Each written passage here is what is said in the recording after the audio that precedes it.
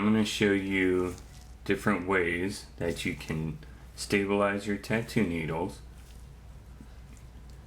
using these, and also the traditional way of using rubber bands.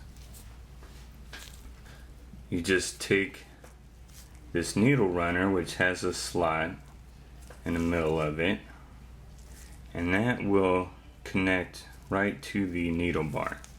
You just put it on the needle bar and give it a little push, and it will stay on there. So there are several ways to stabilize your needle, and one of those ways is the traditional way of using a rubber band.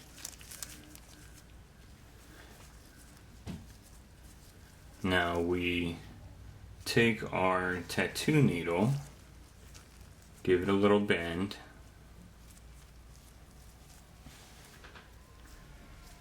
and then we stick it into our tube. Now I have two different tubes here. Both of these are disposable tubes. I prefer the diamond tips myself, and the clear ones that allow you to see where your needle is at. So for my normal setup, I would take my needle bar and I would bend it a little bit.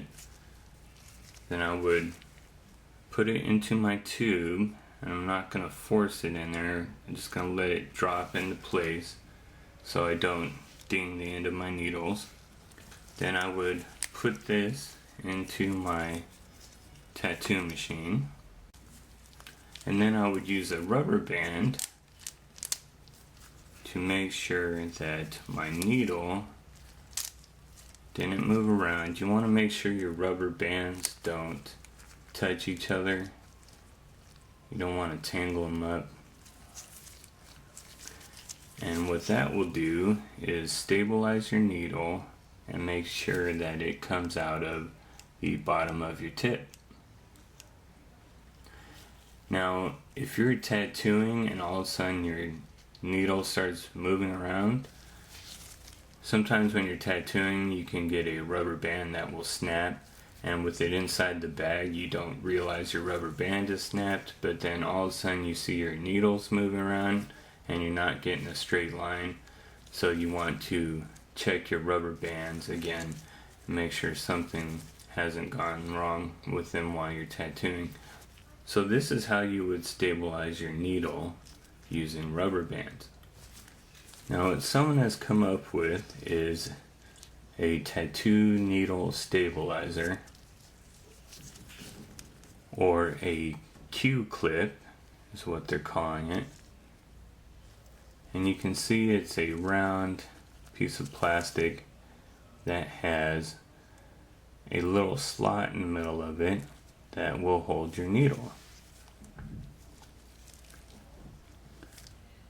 And this slot will rest on the needle bar. It doesn't go on the tip of your needle. It goes on top of the needle bar, right there.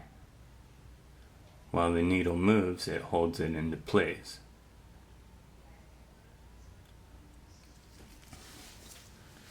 So in order to do that, you have to make sure that there's no solder that might be getting in the way of that. And if there is, you take a little bit of sandpaper to the tip of this needle bar here and just sand off what little solder you have. So with this process, you have to mess with your needle bar more. So with this process, you have to mess with your needle more, which will give you more chances to ding it and mess it up. So you gotta be really careful, and you want to make sure your needle bar doesn't have any rough edges that will catch onto that tattoo needle stabilizer. So there's another part of the process to this, which is to get a little petroleum jelly and put that on the needle bar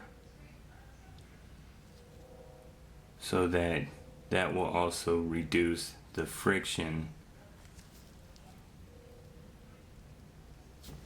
on the needle. So then I'm going to insert my needle into my tube.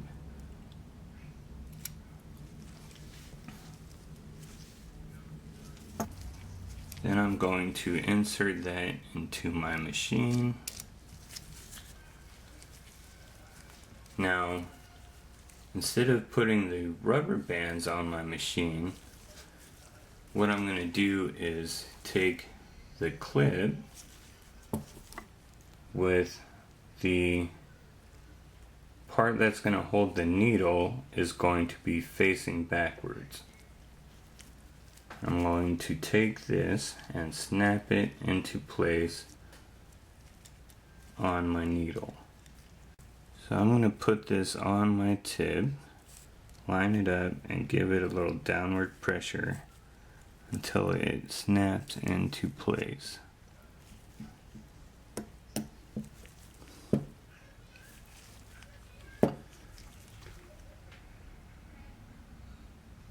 Now I kind of pushed down on it and then slid it forward until it snapped into place.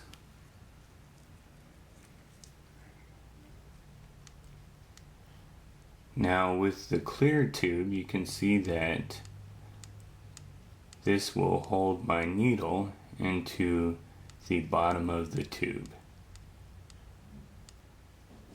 without the use of the rubber bands. Now, they say the advantage of these is that you can use smaller needles in a larger tube. Now, the reason why I get diamond tips is so that I can do that anyways.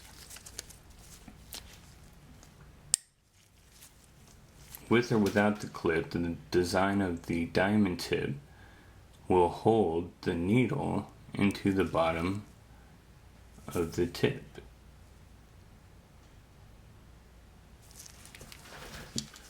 Because of the V shape, it will naturally hold the needle in the bottom of that V. So I can use a 7 diamond tip for a 7 round shader, and I can also use it for a 5 round liner. And as long as I have the rubber bands or the tension device on there, it'll be okay. So the idea here with these needle stabilizers is that instead of having rubber bands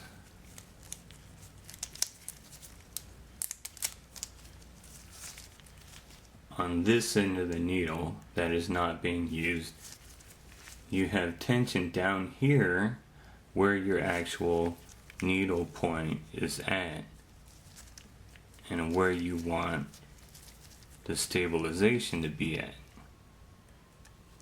Now the claims are that with the rubber bands you have to use more voltage because you have too much tension. Now what we've talked about is only having